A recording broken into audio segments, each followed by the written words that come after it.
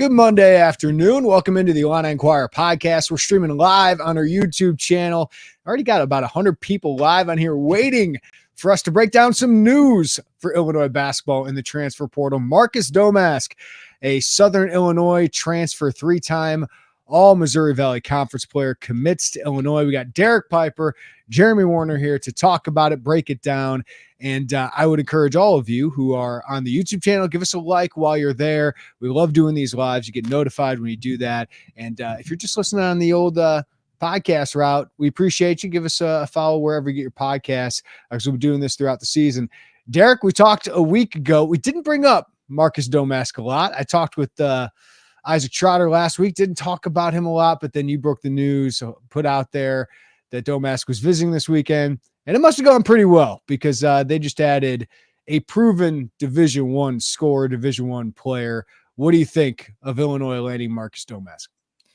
Yeah, it was a little stealthy, and not that the staff has any experience doing that, right? But he'd only been in the portal for less than 2 weeks now, and it seemed like hearing and getting the background leading into that visit that Brad Underwood just instantly fell in love with him as he dove into the film.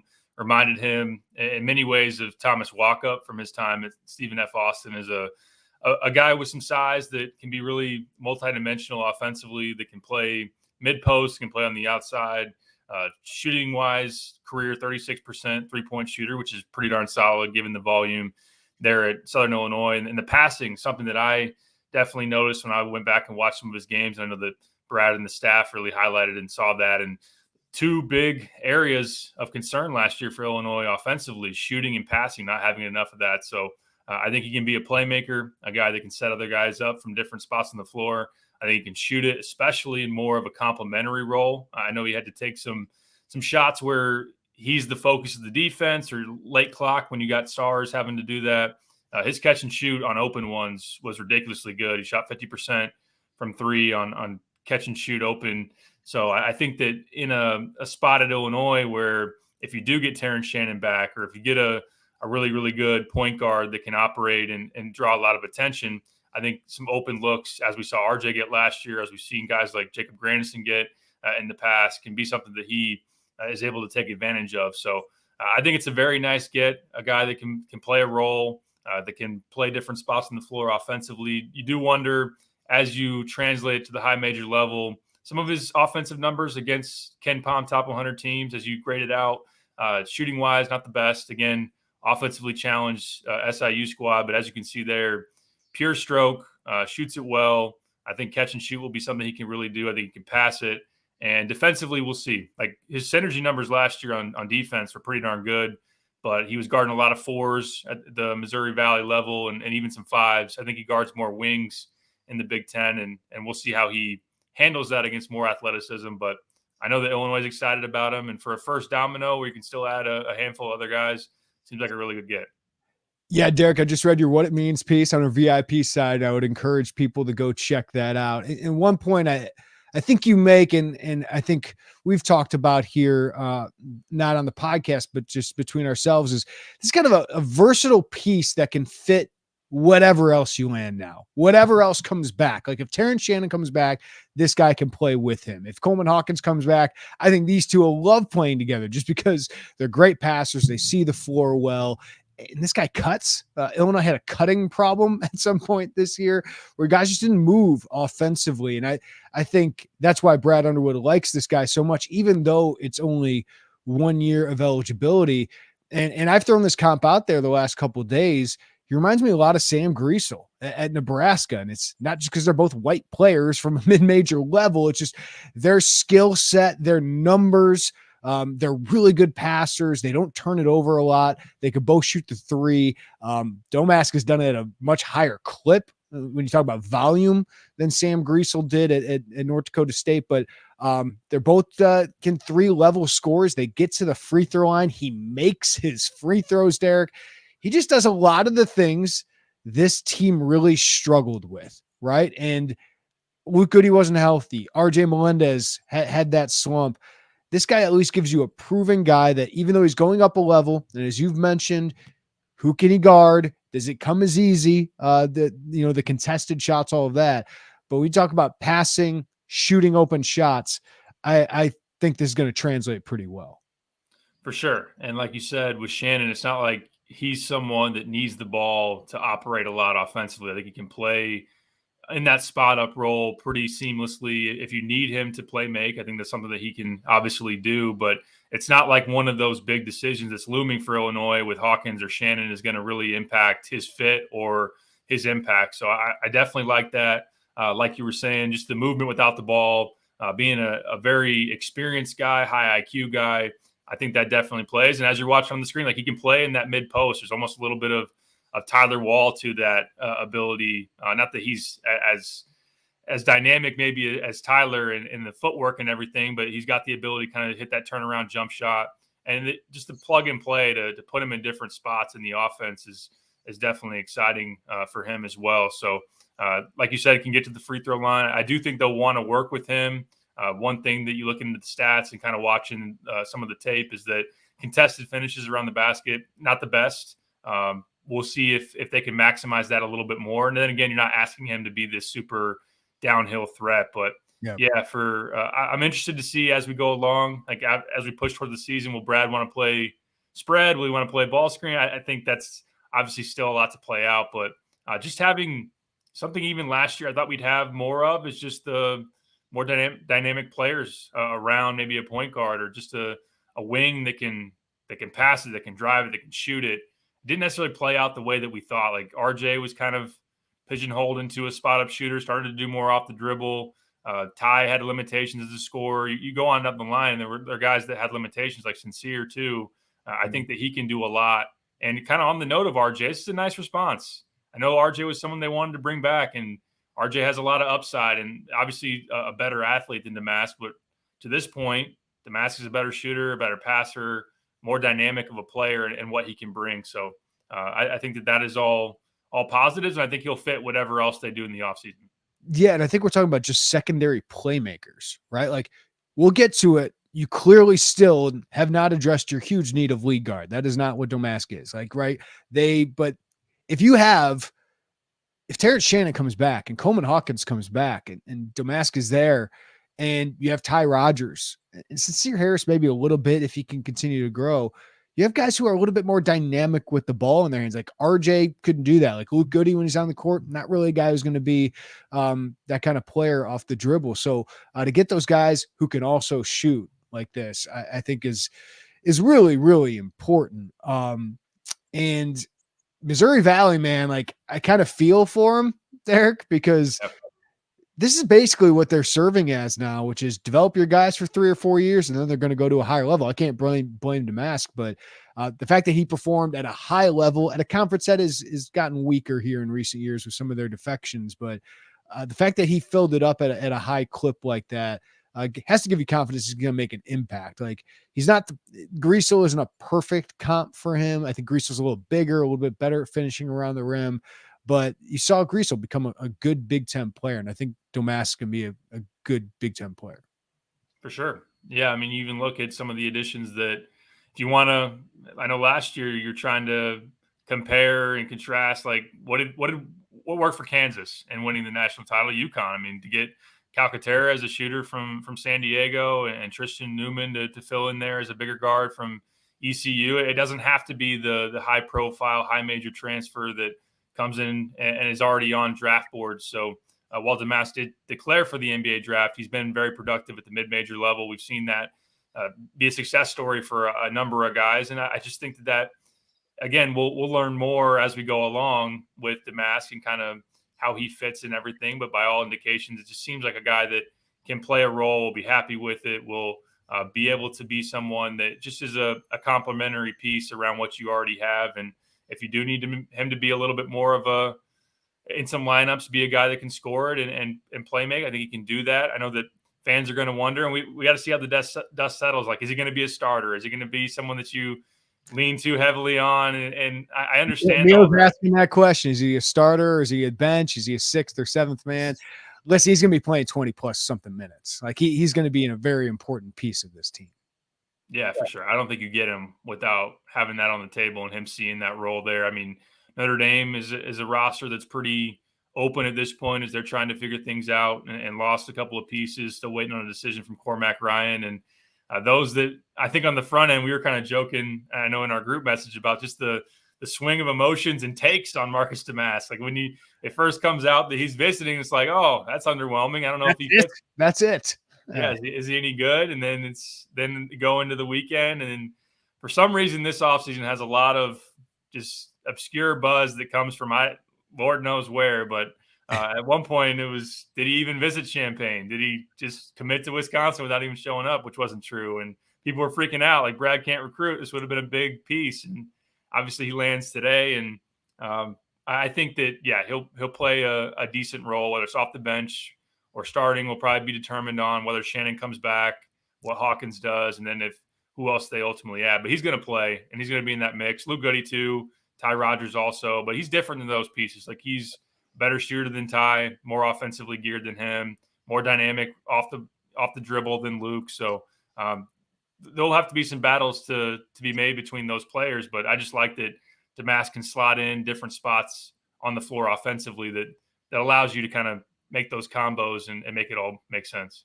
Yeah, I think, the reaction of Domask, like when he was visiting, everyone's looking for the top 10 guy. I mean, Brad Underwood set a high bar last year, Derek, with the transfers he's going to land. And Terrence Shannon and Matthew Meyer, two of the most desired transfers of last season. But Dane Danger ended up a really good piece, and he was kind of almost under the radar. Now, Danger, you get many years here, multiple years, but Domask is a very good addition, and I think it's okay to be excited about a guy that could be the second or third best transfer you add this offseason. Like if that is your second or third, like it's probably going to be a pretty good offseason. And a lot depends on whether Terrence Shannon and Coleman Hawkins come back, and that's got to play out here. We still have not heard from Terrence Shannon, which I continue to find. Why would he do that, Derek? Why would he do that? I don't know. We will find out, hopefully, within some time here. But I just like adding this piece, Derek. You still got a long way to go. But as we said, he can just play with anybody you add here. He can. I think that's important. I think that as far as I would imagine, as you kind of evaluate what happened last year and look towards this season, I'll be interested. I know we're trying to catch up with Marcus Domask, get his comments on the site, but I feel like someone that is maybe more bought into a role and a little less. Brad spent the first 2 months of the season, especially after the early success, talking about we versus me guys being all bought in on Illinois and just having that fit where maybe they're not thinking as much about themselves and they're more bought into the team. And I think that in hearing some of what came down to the decision making is that Marcus Domask wanted to go to the next level, and as far as the high major level, and win. He wanted to be on a winning team. He wanted to be on a team that obviously he fit in terms of the skill set and everything and the play style. But I think he wants to be a part of winning. I think that they probably are evaluating some of these complementary pieces, maybe more so. I'm not saying in substitution for those big stars, if you were to need those or want those in the portal, but there's something to be said. UConn being an example, other success stories of having some complementary pieces that you address via the portal. It's not just let's go get a star or two and roll with everything else as far as freshmen go. I think that could be a big benefit of having a guy like Domask as a role player than relying on 3 or 4 freshmen like he did last year, at least at the forefront. Got a big picture topic I want to talk to you about here, based on this edition and based on some other guys that they could potentially add now. But what is the focus now, Derek? We mentioned league guard is obviously there, but what do you see coming up next? What do you think is the next domino for this team? There's still a number of things that have to play out, as we talked about. What's Terrence Shannon going to do, and what's that announcement look like? I imagine he's going to make one. I would think soon. Now, I'm I wouldn't say shocked, but surprised or just wondering what's going on as to why he hasn't come out with one yet. Yeah, one thing I've heard is you get your draft sheet back, like from the NBA advisory committee. They give you like the one sheeter. It says like where they think you're going to get drafted. Maybe he's just waiting out on that, but he's declared once. And from my knowledge, Derek, you can declare twice and withdraw twice. So I would still expect him to do it. But so the fact that he hasn't done it is just interesting to me. Just interesting. Yeah, it does build some anticipation. You wonder, what's going on there. Is he considering staying? The fact that you go on a longer period of time. I do think we've talked about it in previous podcasts. I think he's given that a a legit consideration, but it makes you wonder where his head's at. I still, if I were to guess today, would think that he's going to declare for the draft and go through that process. It would make sense for somebody that's early second round. But on that note, as he goes through that and is still awaiting a final decision, I think it would be hard for Illinois to go all in on trying to get a big time wing to replace him, or just stand pat. Like, I think they're kind of caught in the middle there. So I think the same thing with Coleman Hawkins too. They'll want to stretch forward. We've talked about that it makes sense for Coleman to come back, and that's probably where it's leaning right now. And I think that Coleman could even impact the conversation around a big man, because they do want to get another big man.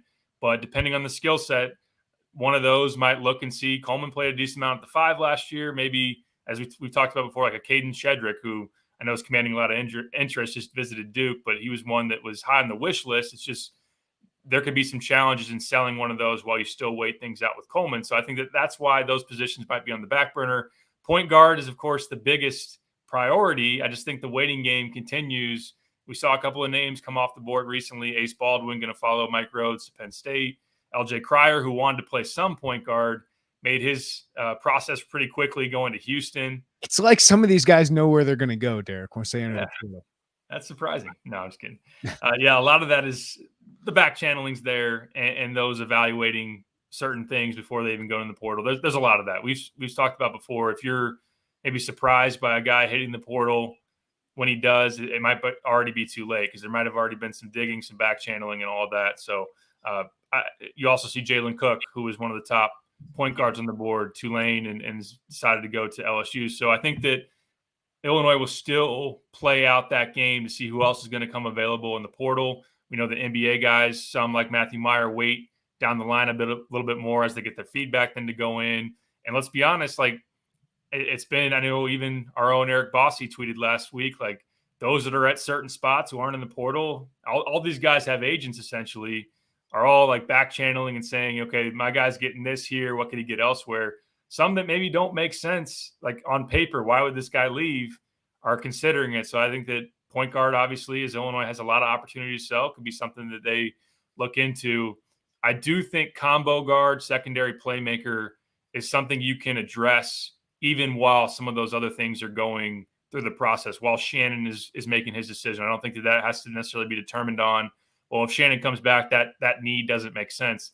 They need more ball handling. They need a guy that can play a role. So I think that there's a good fit in that sense to play a secondary playmaker, maybe even play on the ball some when that point guard, whoever it may be, is off the floor. They can go out and sell that. And there are a couple of guys I know we're going to get into that it makes sense, or at least Illinois has been involved with. Let me bring up one of those, Derek. Well done. Transitioning into this. And it's a Chicago kid, Justin Harmon, out of Utah Valley, a kid that I'm sure would be highly interested in Illinois. And Illinois has shown interest in him, obviously.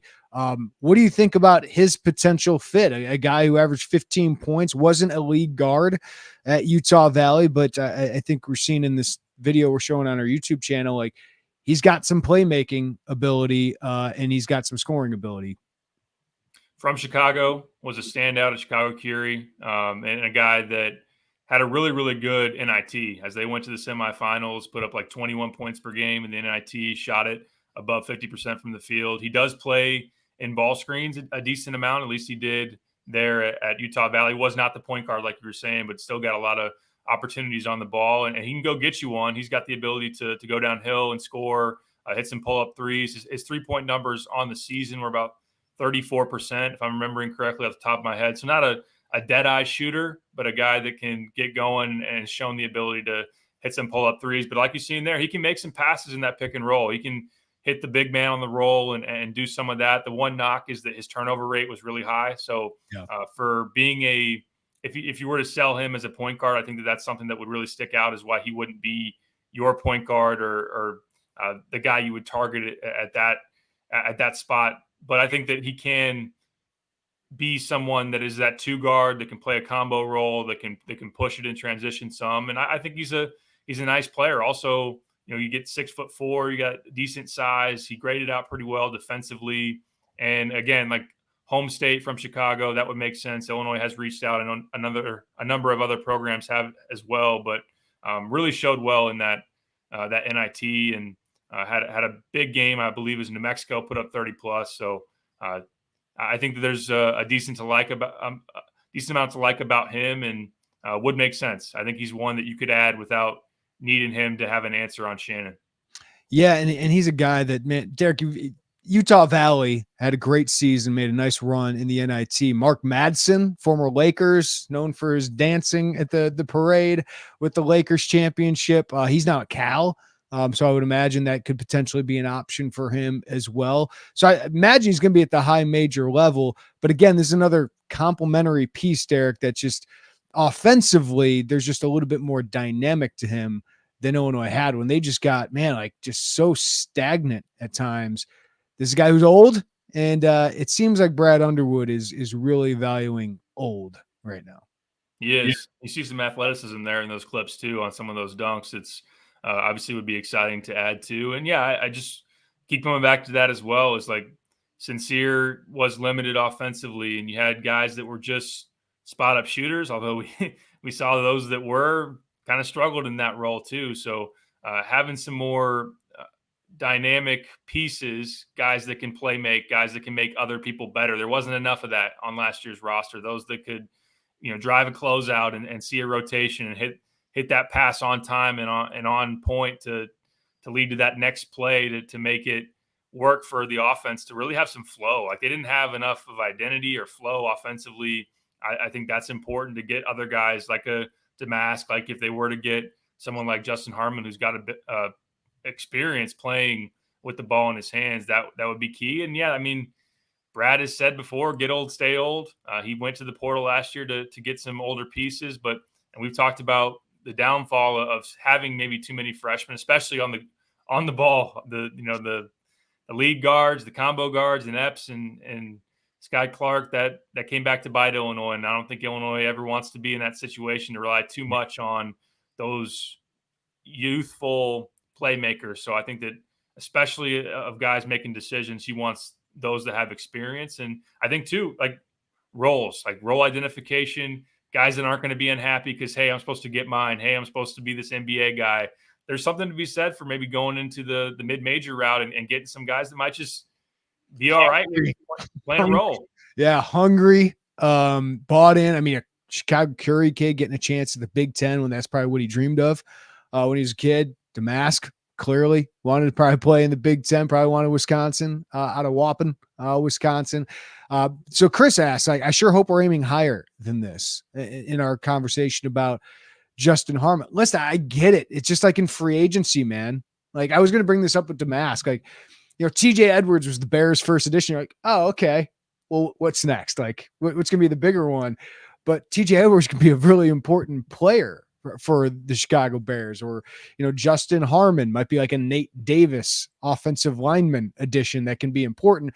Can't be your best player, but man, Derek, this team does need depth. I mean, they lost a lot in the transfer portal so far, and they could potentially lose a lot to the NBA draft. Right. Yeah. And it's important to find that ability to build a team that works together. I think that sometimes, I mean, Brad would probably even tell you that they tried to get, I wouldn't say their goal was to get the most talented roster possible, but they went and accumulated a lot of talent. When you look at the most talented and highly regarded recruiting class they've had in the past decade, pieced with some of the top transfers in Meyer and Shannon, just didn't work. You got to be able to have those pieces fit. And I think that getting some guys that would make sense as role players, that would understand that's their expectation, they could buy into that.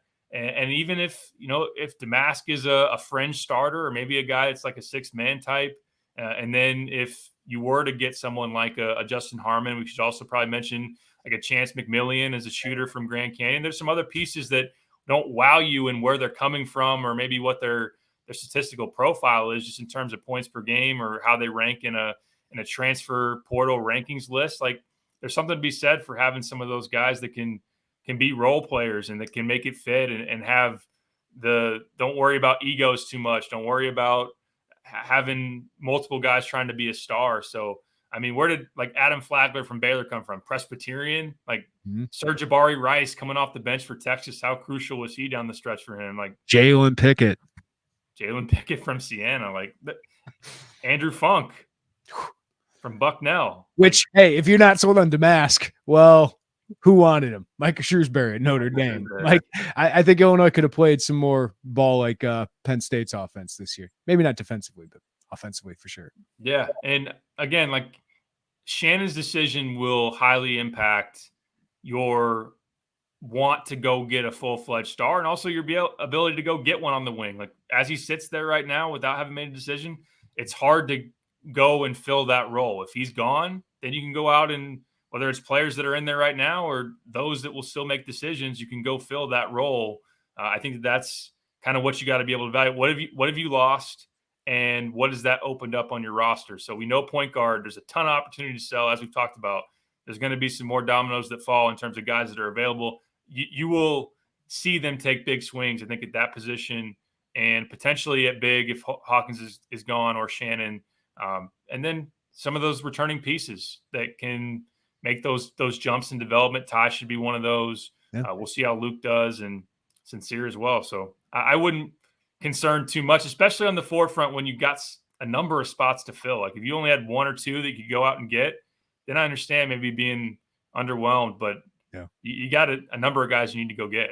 I mean, there's still the potential of only 4 scholarship guys coming back to this team. So like you still need guys to play and we can put Sincere Harris or Ty Rodgers or project what they're going to be next year, but that doesn't always happen. Look at RJ Melendez. Look at Sky Clark for our freshman projection, right? It doesn't always happen. So you need competition.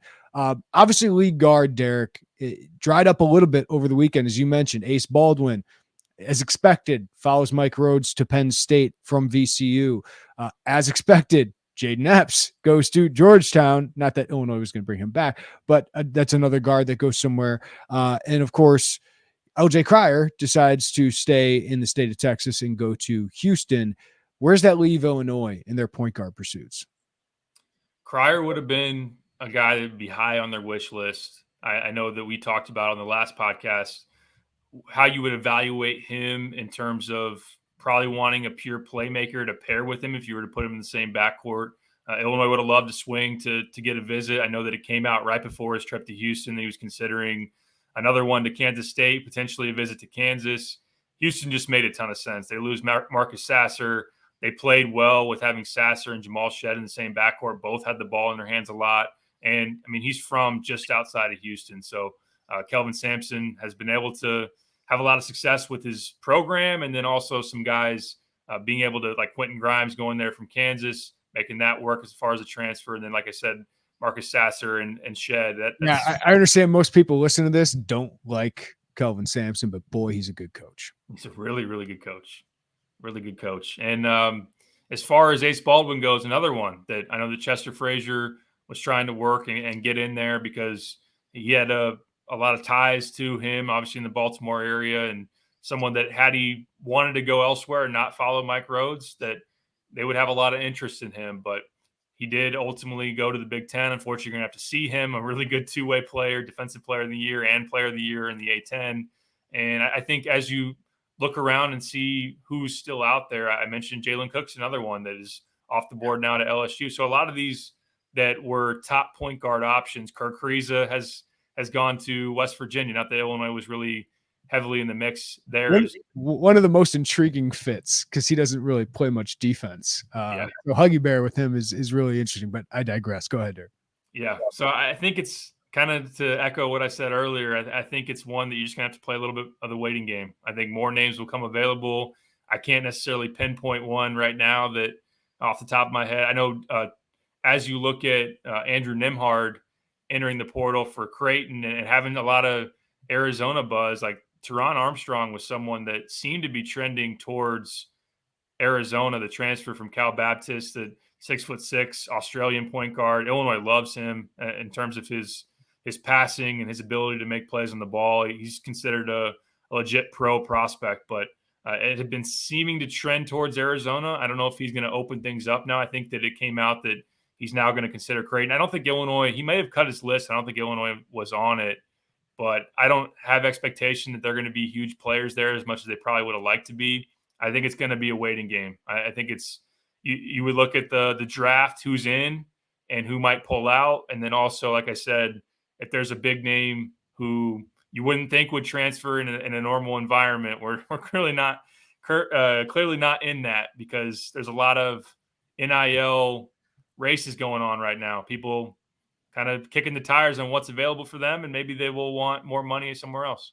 Yeah, I mean, we've speculated. This is just pure speculation, right? So on my part, so I want to make that clear to anybody listening. But like me and Trotter looked last week, Trotter and I looked at the potential draft guys, and Ray J. Dennis from Toledo would make a lot of sense. I know there's rumors of other guys that could potentially enter the portal who are definite proven point guards. Like, I feel like Illinois will definitely be in the mix for people like that. And as we've talked about, Derek, like, they are connected.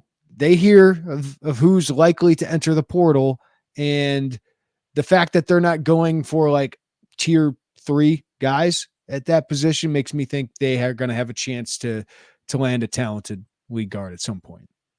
Yeah, I think it's very fair. If they didn't feel like they had a big chance, number one, a lot to sell, like the fact of having the ability to hand the keys to somebody, the fact that they have the NIL money to be able to go out and be aggressive, feel like they can fare pretty well against any competition out there. Not to say they're the biggest fish in the sea when it comes to NIL, but they're in the top 15, top 20. That's kind of my gauge on it. But if they didn't feel like they could go out and get somebody that they could play the waiting game and not get burned, that they wouldn't be doing this. I think they would probably be looking into trying to be a little bit more serious in their pushes now. So whether that's, again, an NBA draft, someone else that could become available, or maybe a couple that I know that when a guy like Hunter, when Hunter hit the portal, that was one that really sent shockwaves around the country. There could be another one of those, another couple of those. So we kind of got to wait and see that process. Still a lot of time between now, about a month left in the portal window for guys even to just go in. So still plenty of time. Derek, I want to ask you about some of the guys who have committed to Big Ten programs here coming up, but I do want to ask you, Domask is a 1-year guy. We just talked about Justin Harmon, who's a 1-year guy. What do you make of that? Because there's one part of me, I'm going to add fuel to the fire here. It's like, well, Terrence Shannon could come back, and you have one. If Terrence Shannon comes back and Coleman Hawkins comes back, yeah, give me all the 1-year guys, because I want to make a run with that crew. But we came in kind of thinking, all right, you got to go get some multi-year guys you can build around. Right now, Domask is the only one committed, but some of the other guys we're talking about are 1-year rentals, basically. Yeah, I think as we go along and see how it gets filled out, it'll be interesting if there are another year where you're leaning on those 1-year guys. We thought Shannon was going to be one. I know that he had the COVID year, but the full expectation when he was added was that he was going to be here for a season, elevate himself on draft boards, even though he was already considered someone that was being looked at and invited to an NBA combine, that he would be gone after 1 year. So if he turns into a 2-year guy, that's a huge win. And I agree with you. If you can bring those guys back, why not put some real veteran role players around them and try to maximize this season?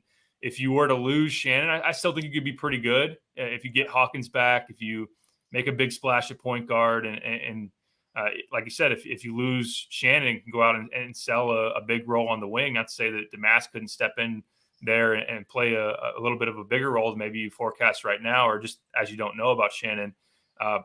Yeah, it's just, as you hear, as I talk to people in the coaching circles, it's just, you build your roster on a year by year basis. There it is.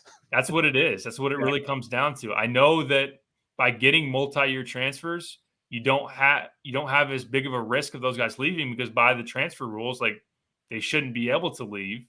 But that's just kind of the way it goes. And Brad knows, and not that he doesn't run from it. There's high expectations at Illinois. There's high expectations that he sets for his program. There's high expectations externally that the fan base is hungry to win each and every year. And the portal gives you a chance to be competitive, to be a tournament team at a place like Illinois with the resources that you have, the talent you can go get. You should be a tournament team pretty much every year, if not every year.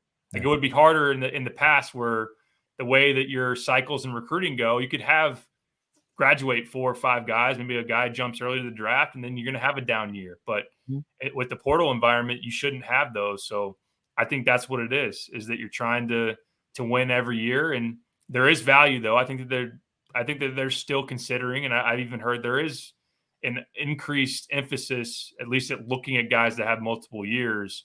It just doesn't necessarily mean it's going to be automatic. Oh, we got to take a guy that has 2 or 3 years left. Yeah, because that's not even a given, right? Like it's not a given that guy is going to stay for a long time. So listen, I think the ideal would be multi-year guy who can make a big impact for all those years, but you don't sacrifice quality for a quantity of years. Like I think that's probably true as well. So it's going to be fascinating here moving forward. You could even lose a guy to the draft. Like Right. you hit on a multi-year transfer, whether he's thought of as a draft pick or not. He comes in and does what you expect to do, or even higher. He could go to the draft, and that could be a 1-year situation. All right, I want to ask you quickly. Let's go across the Big Ten about some transfer additions here. Caleb Love to Michigan. What do you make of that one? Namari Burnett and Caleb Love so far.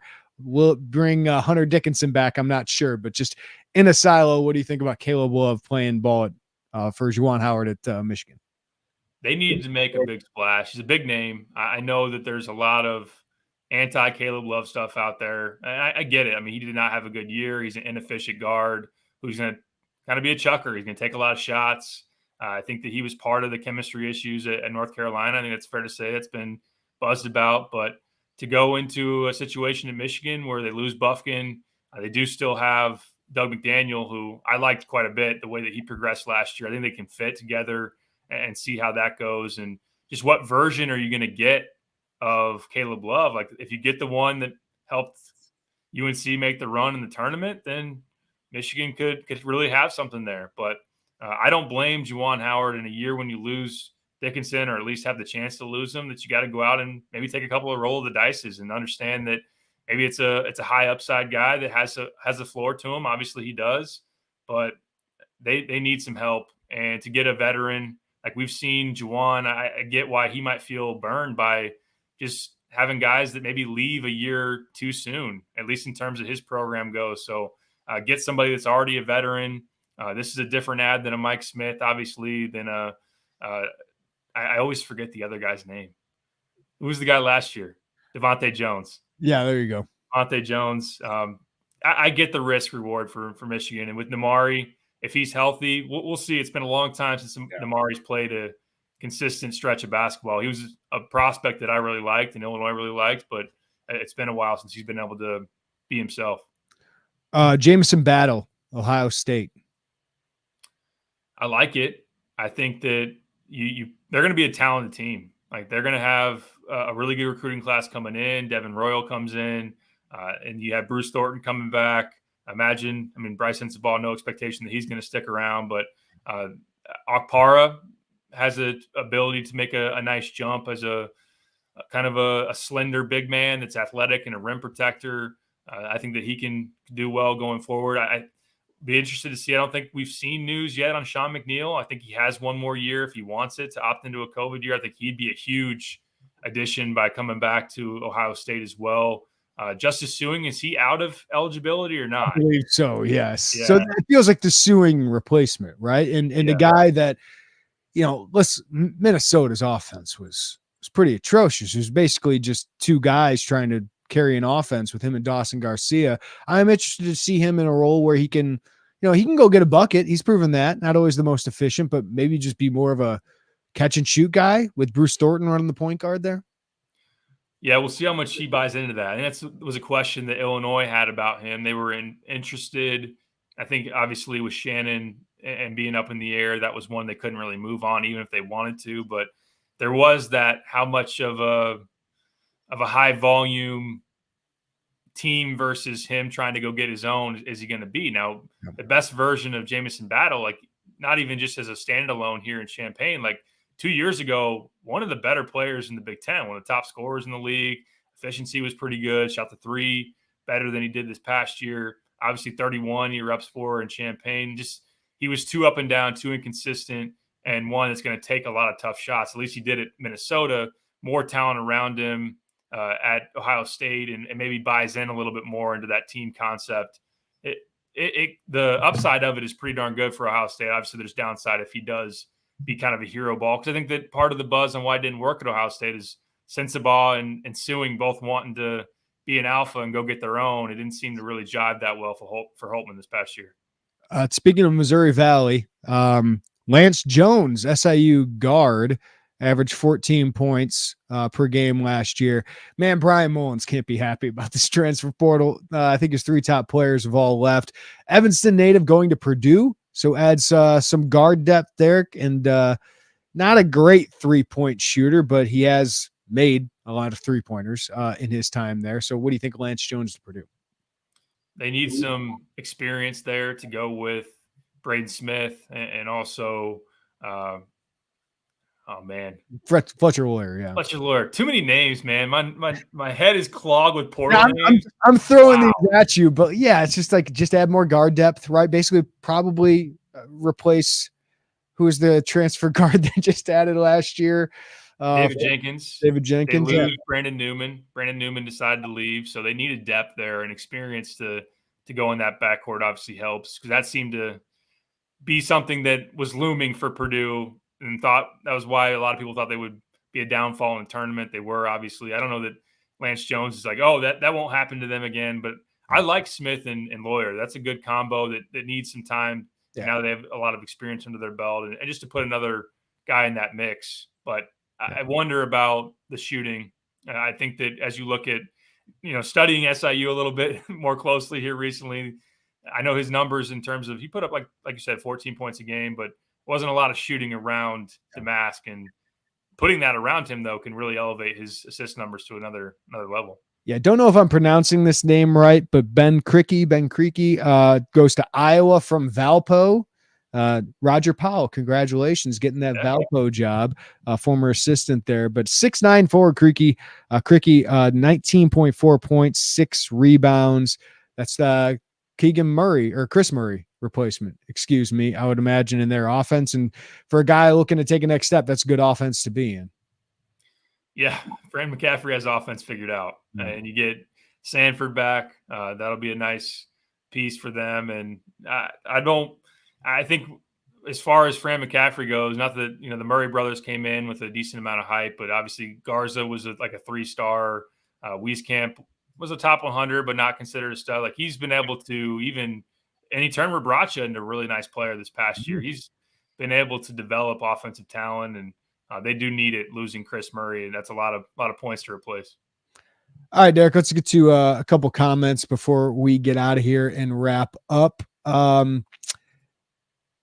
Why is he only such a good get after he commits, referencing Domask, but when he visited, he was considered a nothing burger? Again, it's kind of like my Bears thing. It's like, well, TJ Edwards is the first one. You're expecting like the biggest one first. And that's just not how it happens here. He's a good piece. And I think just the more people dive into it, and he wasn't a name we were talking about, Derek. So maybe that was a part of it. People are like, who's this guy? I don't even know who he is. If you don't watch any Missouri Valley. So maybe you can blame us for not having the intel there, but Illinois kept this one pretty quiet. And I think the more you dig into him, the more you watch him, and the more we talk about him, I think more people get to know. And they're like, oh, okay, he can be a nice piece. Yeah, and he had only been in the portal for about a week by the time he visited Illinois, and it did seem to be something that progressed quickly, with Underwood really taking the lead on that recruitment. And I know that's something that is probably a conversation to have at some point.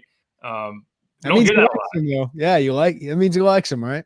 Yeah, so to him to do that. But I think if you read what I wrote as far as, what it would mean when the visit was announced, like, I didn't say that he was going to be a nothing or a guy that they shouldn't be looking at. There was some around the fan base that were underwhelmed or whatnot. But if you're asking why the fans are, yes, I think that's what the question was. It wasn't directed towards us. It was why the fans are reacting differently. The fans needed some good news. Let's be honest. They needed something to celebrate and get excited about. And yeah, when a commitment pops, you usually like to look at it from the best case scenario, at least to be excited about who you're ultimately going to get. But the way that we looked at it, thought it would be a nice piece going in. And as I've dug in more, and obviously as you forecast it forward, because he is going to be put on the orange and blue, I think it's a nice piece now. Domask, having a 1-year Domask come in is fine as long as he's not inhibiting the development of Rogers or Hansberry.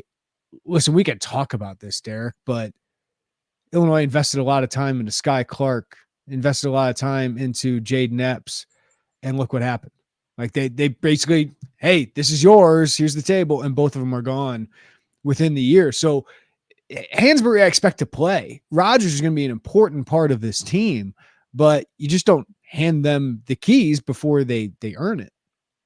Right.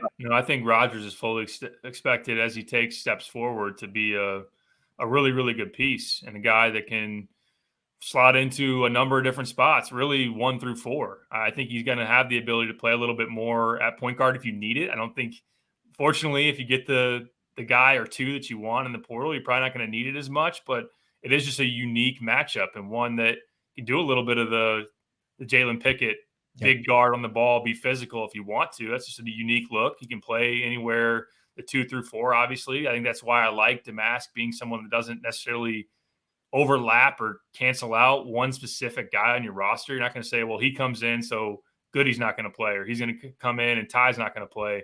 As far as Hansberry goes, I see him early on as probably, we'll see how his jump shot is. We'll hear about it this summer, and then we'll see how it goes into the fall and early in the season. If it's something that's still takes some time to progress, he's probably more of a small ball 5 than anything early on. And I think that he can play some 4, maybe even with Hawkins. I think that would be something that you maybe play Hawkins at the 5 or however you want to do it. You play 1 on the outside, 1 down low. I don't see Domask being a guy that overlaps him too much. Hansberry has skill, like good passing, can do some things outside of the paint, but without the jump shot, teams are going to respect him as much. I think that's something that's going to be a key for him. I'm as big of a fan of Ty Rodgers as anybody. You do not go into next year thinking that is like our primary or secondary guy that we run offense through. Like I can think he can play point with certain guys. I love his versatility, but we still got to see it.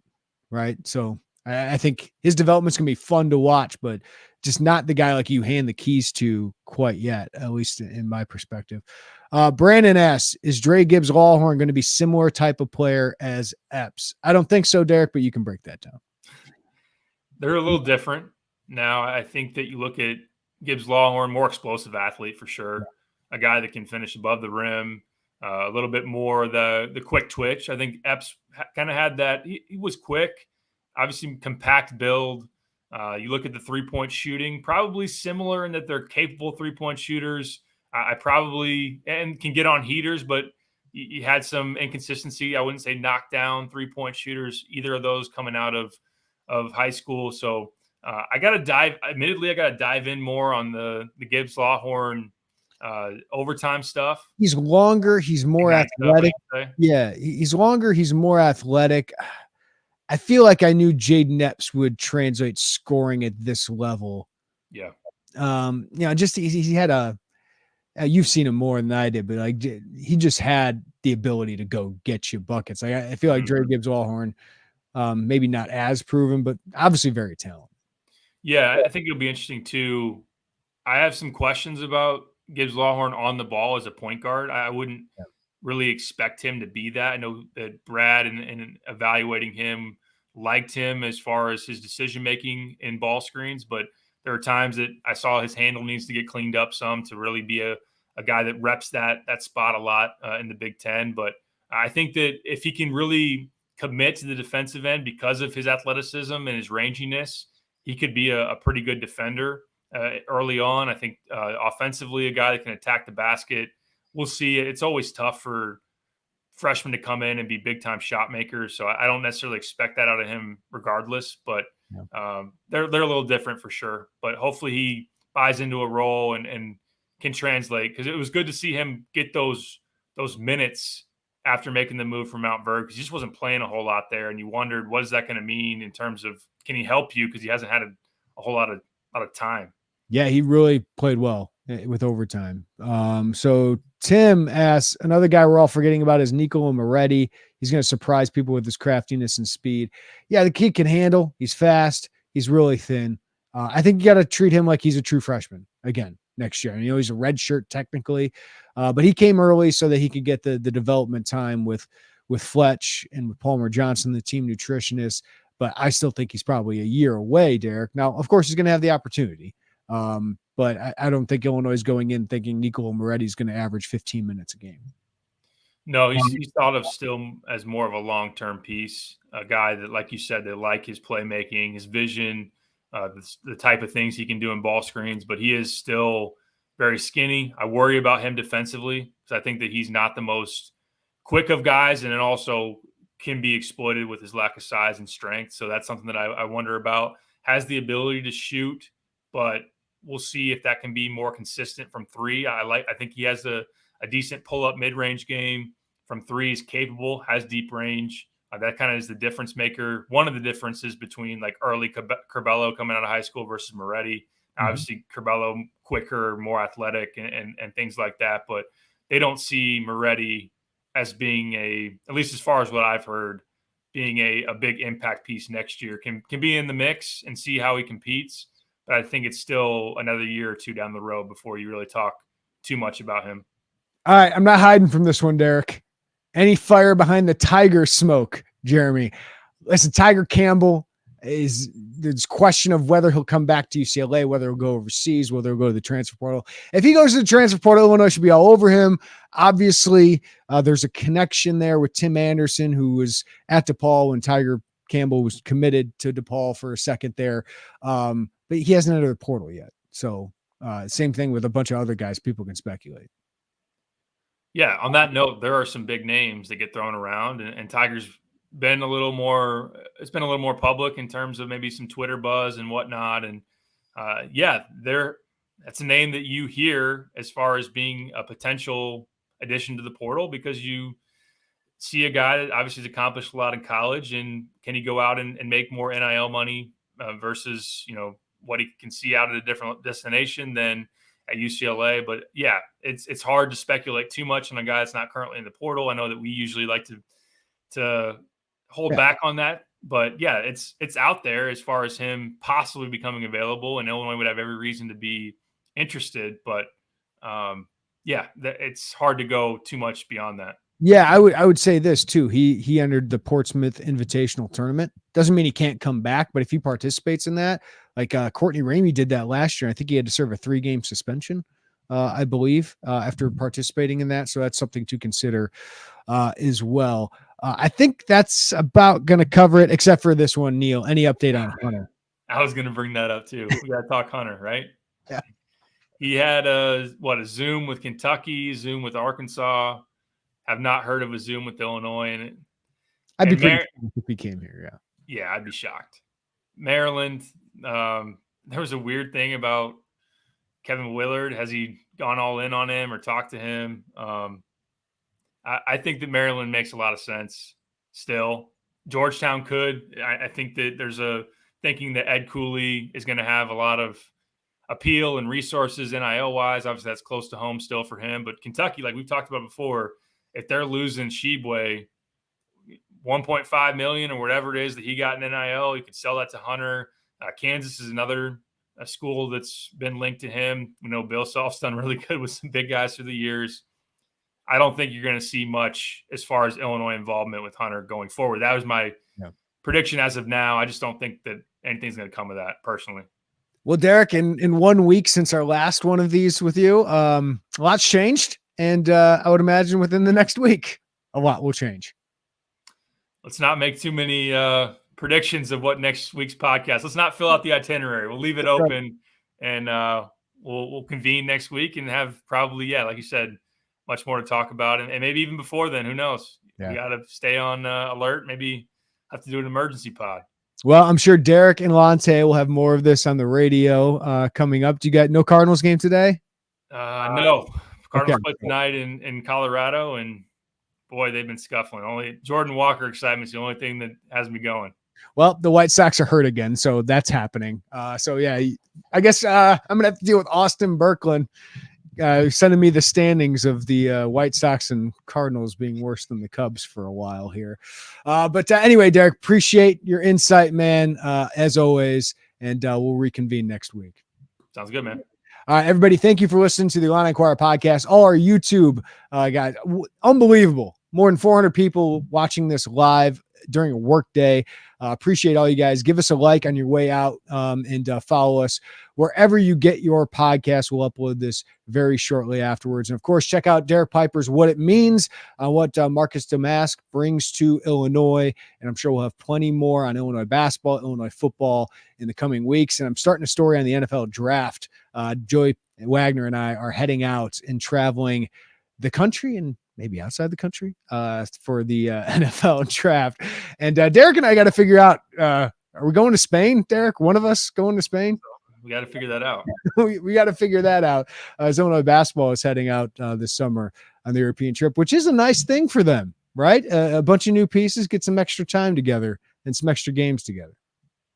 Could pick worse spots to go hang out. I know Brad's already talked about wanting to enjoy some wine, and they're going to hit up Barcelona and a couple other places. The Italy trip when I went was pretty awesome. So I'm sure that they will have a good time. And yeah, we're going to have to figure out our coverage plans for that.